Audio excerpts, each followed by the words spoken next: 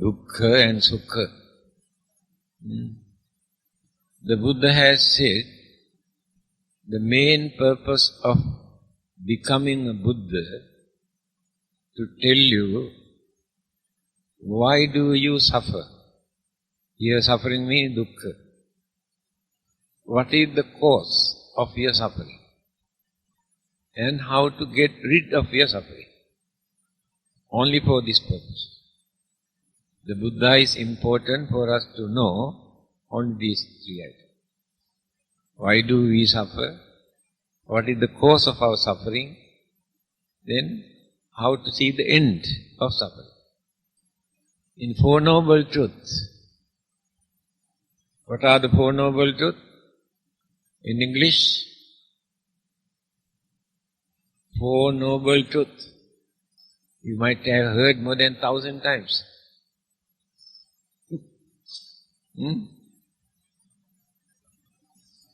Dukkha, Samudaya, Nirodha, Magga. 4. Suffering, cause of suffering, end of suffering, how to get rid of this suffering. Now these are four noble truths. Truth is truth, but here he used the word noble. Noble means never change, forever remain as it is a truth. No one can deny it. No one can change it. Therefore it is called noble truths. Then, dukkhe loko patittito. Dukkha means suffering. Loko, world. Patittito, waste. The world is based on dukkha. Everywhere dukkha. Throughout our life, we are struggling, working, thinking, planning, doing so many things to get rid of our suffering. Living means struggling for survival to avoid so many kinds of physical and mental suffering.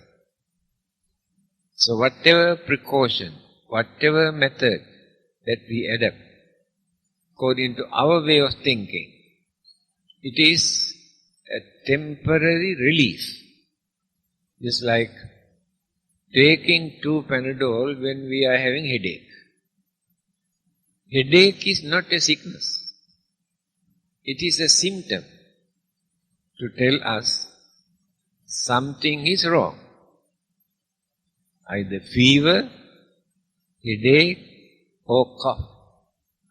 Coughing and headache and fever. All these 3 things are symptoms to tell us. Otherwise we do not know. When there is fever, then we feel very uneasy. Then we want to go and find out. See a doctor. Fever is not a sickness. When there is some sort of infection in our body, then fever informs us infection is in your body. If not, some germs, virus, bacteria enter into your body, then fever informs us your body is having some sort of germs. Then we have to take precaution. The cough tells us something is wrong with your throat or lungs.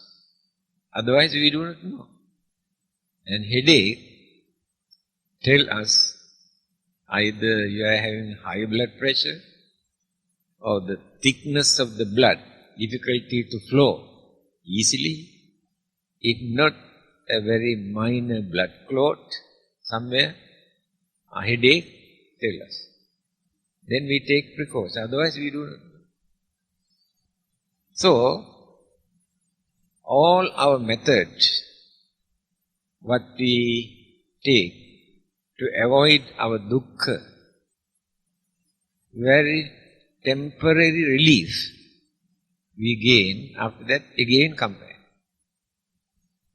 During the whole lifetime we had to struggle. Then the Buddha has introduced three kinds of dukkha that we are suffering from. Suffering and unsatisfactoriness is the correct meaning of the word dukkha. Always we experience unsatisfactoriness. We cannot satisfy. Whatever we gain, immediately we satisfy. But later, the thing that we got can create a lot of problems and troubles and disturbances. If not, we get fed up with that. Then we want something else. That is called unsatisfactory. Cannot satisfy.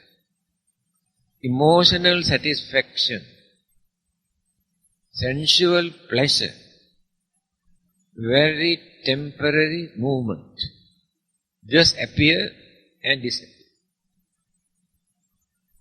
When there is no suffering, at that moment we take as happiness.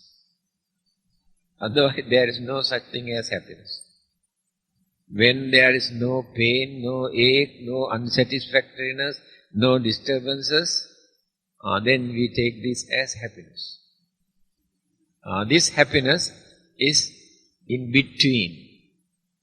Few seconds or few minutes we experience that happiness. Again, another kind of dukkha or suffering, physically or mentally, we have to. Because many people cannot understand why the Buddha has said this. Because of that, people say Buddhism is a pessimistic religion. Always talk about dukkha, talk about suffering, talk about unsatisfactoriness, unhappiness. But these things are very common. No one is free from all these things. There is no point of blaming, accusing, criticizing. That Buddhism always talk about unsatisfactoriness. That is the truth. But many people don't like this truth. Here, three kinds of dukkha or the sufferings or unsatisfactoriness that we experience in our day-to-day life. So what are those three? Dukkha dukkha, viparinama dukkha, sankhara dukkha. Three kinds of suffering. Dukkha dukkha means physical pain, suffering that we are experiencing almost every day. Now this afternoon I had a very bad backache. I could not bend like this, backache. So what I did, when I take hot bath, I put the hot water for a few minutes there and reduce it. That means blood circulation supported to reduce the pain. And tomorrow it may come back again. So all our problems, physical problems are like this.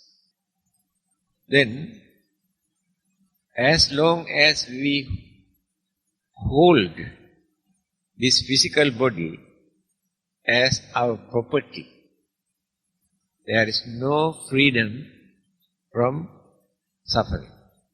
Even after attaining Arahanthood, Buddhahood, they also suffer because of their physical body. That is why it is mentioned, Sopadisesa parinibbana, anupadisesa parinibbana. Attaining Nibbana twice. Once we attain Nibbana, sopadisesa. With this physical body, we experience Nibbanic bliss. But the physical body gives a lot of problems. Then after their death, they attain anupadisesa parinibbana, the freedom of suffering without physical body. A real bliss we can experience on that. Then what they do, occasionally they attain this samadhi, Arahants and Buddhas. Here samadhi means disconnect the mind and the body, just like under anesthetic injection. The whole physical body, no connection with the mind, but exist together. No feeling, no sensation, five senses are not working, and the mind is not creating any thoughts, completely free. And no physical pain, no hunger, no thirst, free. For 1 week. So during this period, no food, no drink, nothing. They don't feel anything. Just experience the bliss of nirvana with the physical body, but disconnect. Only for 1 week. They cannot extend more than 1 week. Get back to normal life again. Because they also experience the physical problem. Sicknesses. The physical body is not holy. Physical body does not know this is Buddha or this is Arahanta. Therefore, natural sicknesses, they also have to face. The Buddha has mentioned, he had to suffer from 12 kinds of sicknesses. From time to time, he mentioned, and many Arahants who suffered a lot due to certain sicknesses. They cannot stop that by force. It is natural. Now that means even after attaining Buddhahood or sainthood or Arahanthood, physical body is not free from suffering, pain. But in their case, they have no mental problem. When we have sicknesses, we worry. We have fear. But they never had fear, worries in their mind. Are they the difference? Here, dukkha, divided into 3, all physical suffering, pain, unsatisfactoriness that we experience belong to this group. Again he explained, jatipi dukkha, vyadipi dukkha, jarapi dukkha, maranampi dukkha, yang piccang nalabati tampi dukkha, vyehi vippayogo dukkho, appyehi sampayogo dukkho, sankhittena panchupada nakkhandha dukkha. Different kind of dukkha. Jatipi dukkha, birth. We can understand how the mother and the baby suffer during that period. There is no living being that come to this world without suffering. Mother and the baby both suffer. Baby also crying, mother also crying. That is the beginning. Jatipi dukkha. Vyadipi dukkha. After that, all sort of sicknesses. Unexpected sicknesses come to us. Physical body is subjected to have any kind of sickness. By force, by taking precaution, protection, we try to maintain healthy life. But even then it will become a failure. Whatever precaution we take, natural sicknesses appear in our physical body. No one is free from sickness. Jarapi dukkha. The physical body is going on decaying. Every day, every hour, every minute, every second, this body is going on decaying. Because this is called component things. This body is component. Component means combinations of elements, energies, and mental energies. 3 groups work together, combine together. Element, cosmic energies, mental energies. When there is some sort of imbalance amongst those elements and energies and mental energies, then the friction, clashes take place in the body and in the mind also. So, decaying starts when the elements and energies are weakening in the body. Imbalance, clashes, friction, elements and energies, energies and energies. Always. This is a big battlefield, the whole physical body. Then going on decaying. When we reach 80, 90, 100 years, we can see.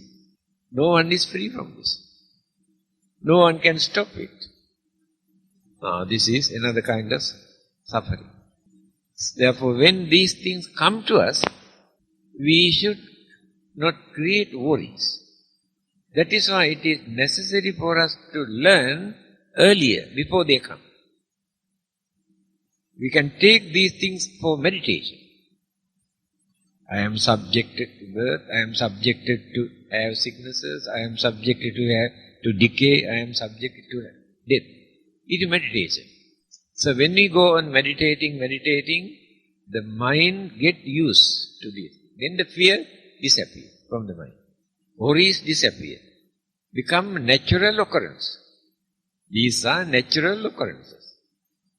When we take them seriously into our mind, then we suffer, we worry, we cry.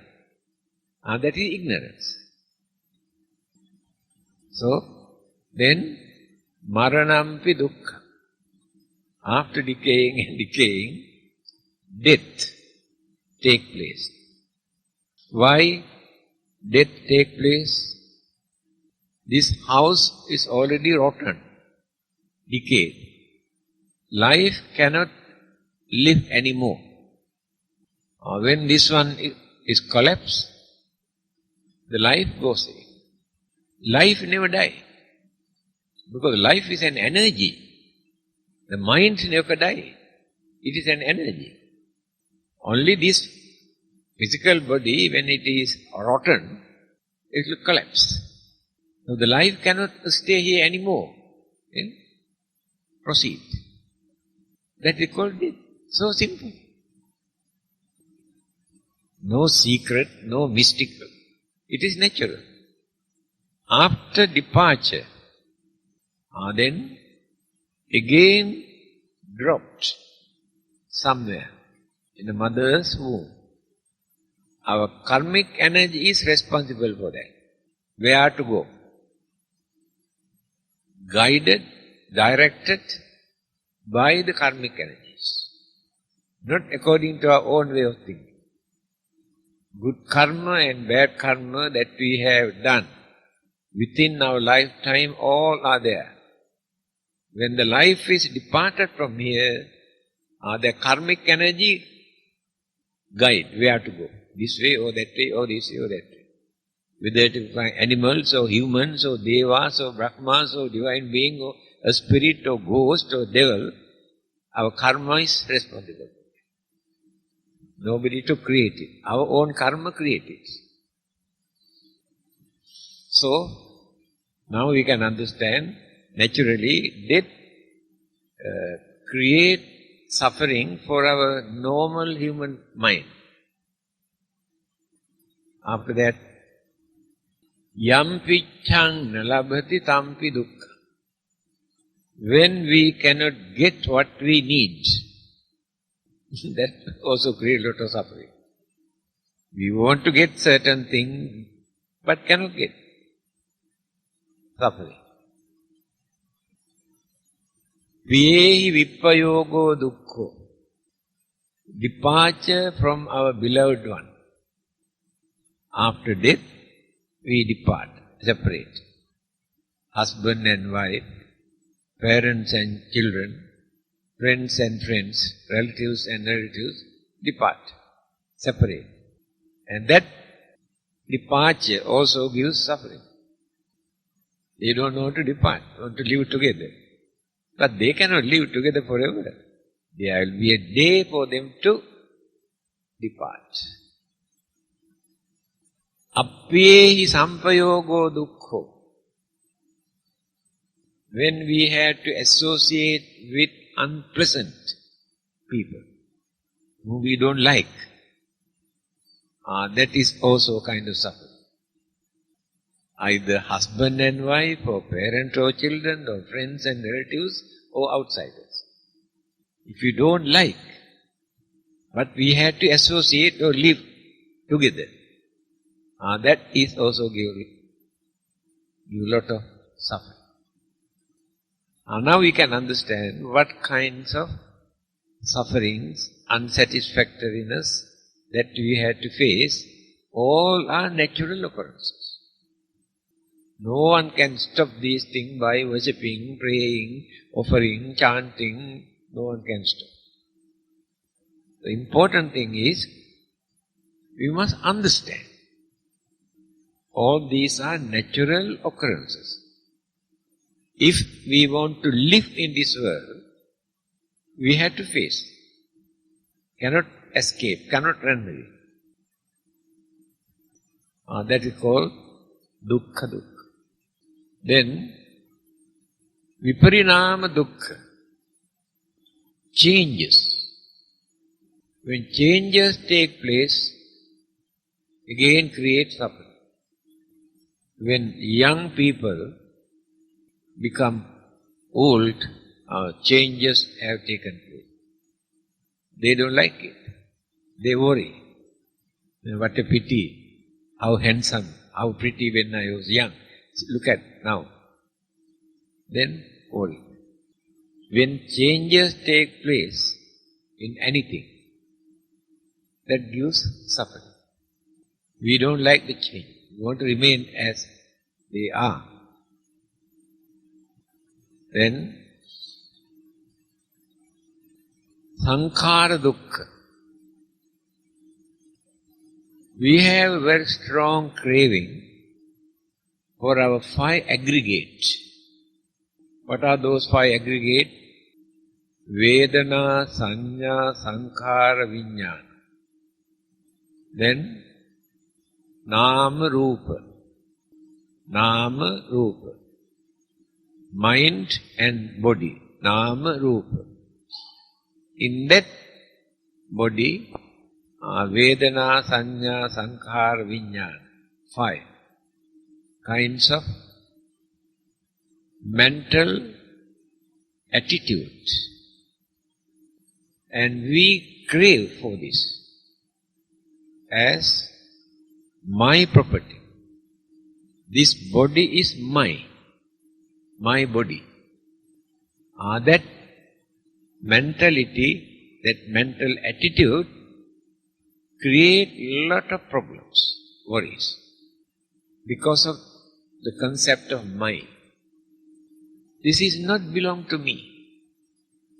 This body is not belong to me. I means life.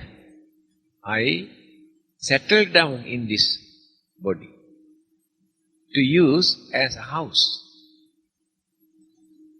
This is the house that I am living. But I don't like, but not belong to me. If you can withdraw that belief that it is not belong to me, then we can avoid so many kinds of suffering. Look. See, when we analyze one by one, how many things are there for us to face. Attachment toward the five aggregates, the body and the mind, create lot of suffering. Arahants and Buddhas have no attachment toward the physical body. To them it is a burden. Physical body is a burden to them. But to us, this is very valuable thing.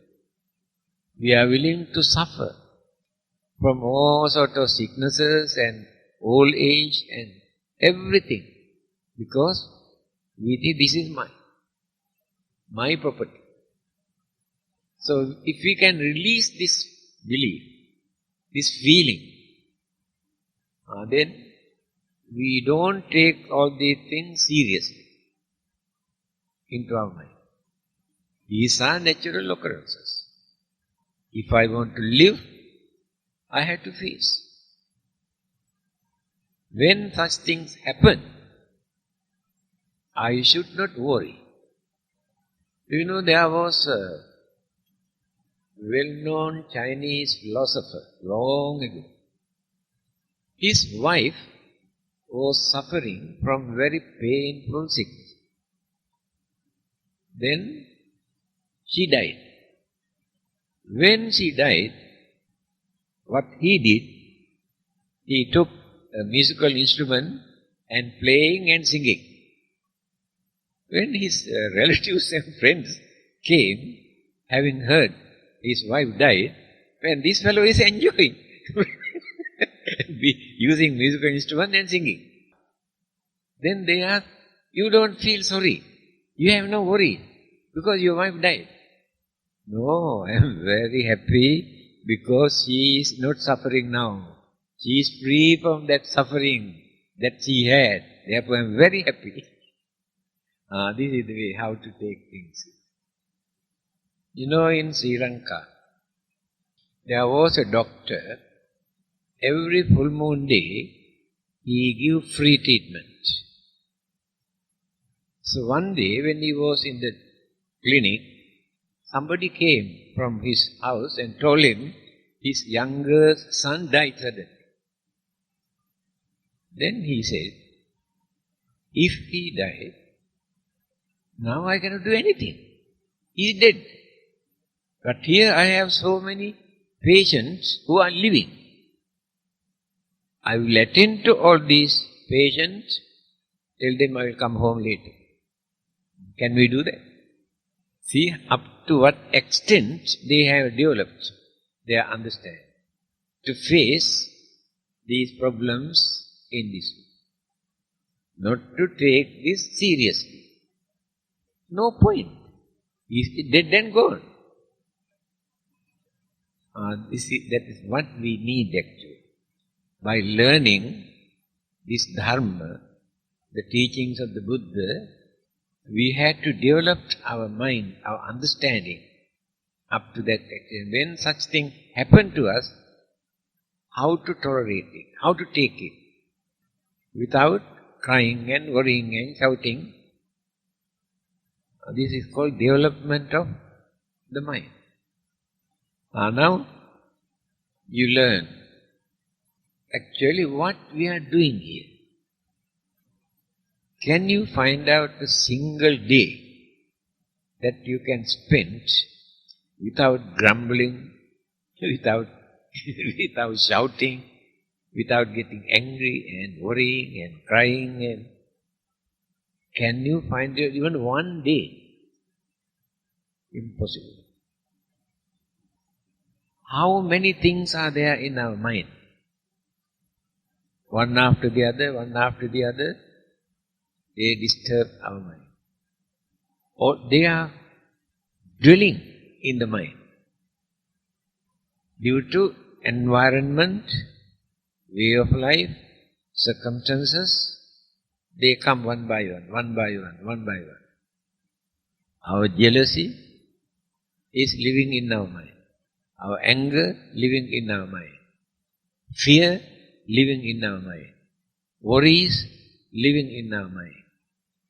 So, circumstances arouse the mind for one of these to come out. Then disturb.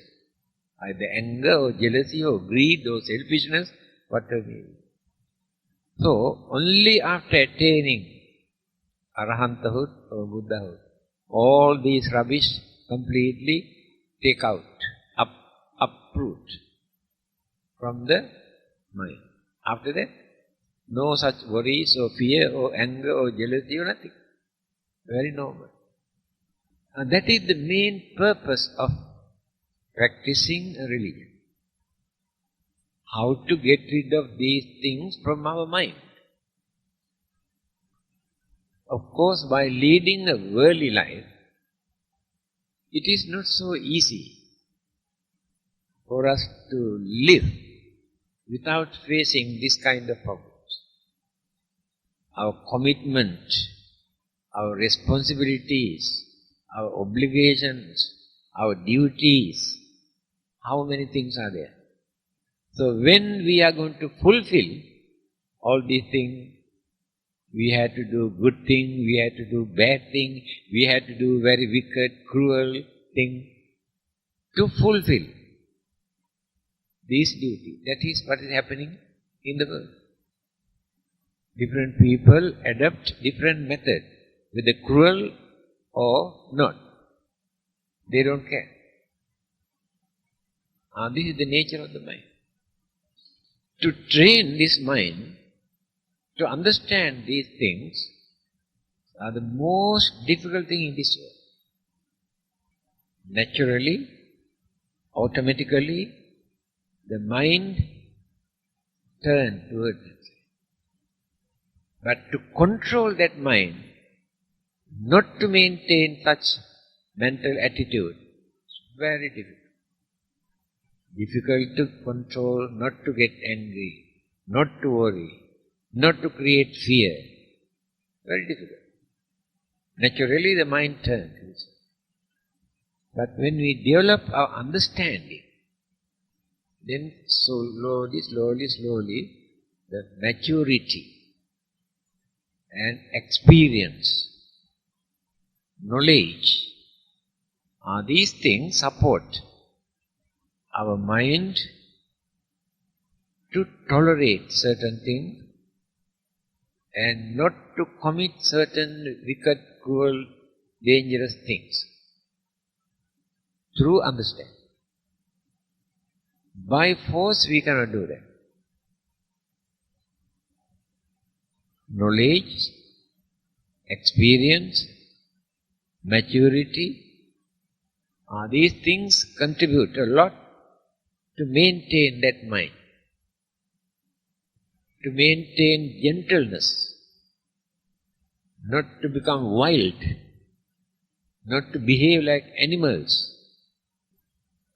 Earlier I have told you, the Buddha has said that he has seen human beings who are in hell in this world, human beings who are in the ghost world, human beings who are in the animal kingdom, human beings who are living in the human world. The Buddha says, I have seen human beings are leading their life in these four places. That means suffering in hell also we experience here as human beings, not in the hell. Behaving as ghost devils also, we use our mind and body. Behaving like animals, not as human beings, quite natural. And few people maintain that gentleness, human dignity, humane qualities by using human intelligence. They are living in the human world. See how nice the way how Buddha has explained. Not necessary to go to another world to see the heaven or hell or all these places. Again, a man who wanted to find out from the Buddha how to go to heaven after his death, come and ask. Then the Buddha asked, why do you want to wait until you die to experience heavenly bliss? While you are here in this world itself, you can experience heavenly bliss if you know how to handle your human life without misusing, abusing, insulting. If you know how to handle this human life, you can experience heavenly bliss here. No need to wait until you die. So, people do not think seriously these things. Try to fetch up from here and there immediately and maintain some sort of emotional satisfaction. Temporary, but later, again, same trouble, same problems, same worries, same disturbances come to us. Cannot stop. By maintaining all these mental attitude and maintaining the physical body with these elements, cosmic energies, we are subjected to all this. So, the idea that some people try to introduce, there is an eternal, everlasting place for us to go and stay. They have created this belief just to console their craving. The craving will be very happy when we think, when we believe, there is a place for us to go and stay forever without changing, without dying. People like it. They don't want to think whether it is possible or not, whether there is such place or not. They don't want to think. Just to console their craving, they believe, they accept it. Thinking how nice. As soon as people mention this word heaven, people say, how nice. But they do not know anything about heaven and where it is, what it is. Create their own imagination when they use this word heaven. Oh, you can go to heaven very easily. Follow this. Never think. The Buddha wanted to tell us the natural occurrences. But people don't like it. They say it is pessimistic. The Buddha did not stop simply talking only about suffering. After explaining how all these kind of suffering, problem, trouble, disturbances come to you, he also explained, you will be free from all these disturbances if you follow this method. That means he did not stop his preaching simply by talking about the pessimistic, the realistic way. He explained what to do and what not to do if you don't like this kind of suffering. And he also mentioned, you cannot get rid of all these sufferings by praying to anybody in this world. Any God, any Buddha, any Bodhisattvas, any divine being. By worshipping, you cannot get rid of them. Of course, when you worship, you gain some sort of satisfaction in your mind that I got the blessing, I can maintain good health, I can lead a long life, and we console our own mind through praying and worshipping. That gives some sort of satisfaction for the time being. Otherwise we can stop. This is the real dharma taught by the Buddha, without using sugar-coated words to please others. Because many people don't like to understand the truth. They don't like the truth. They want something to console their mind. Then they accept it. When we reveal the truth, they don't like it. That is our problem. Yes. Another few minutes. Do you want to ask anything?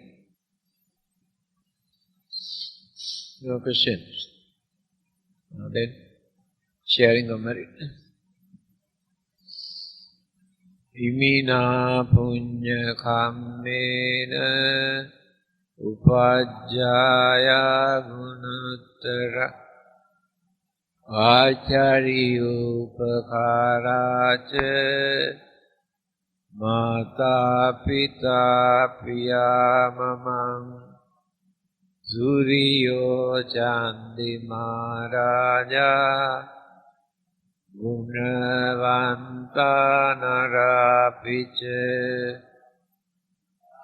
Mamaraja Indacha Lokapalacha Devata Yamo Mita Manusacha Majjata Verika Picha Sabbe Satta Sukhiyantu Punyani Pakatani Me Sukhanca Dividang Dentu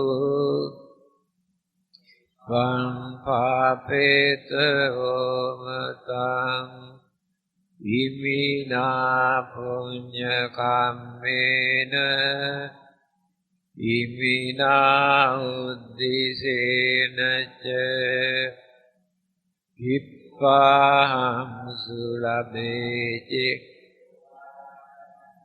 Tannupadana Chedanam Yedantani Nadamma Yavanibbanato Mama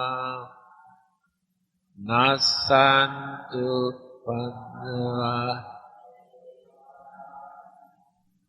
Yatthañāto bhave bhave Ujujitto satipañño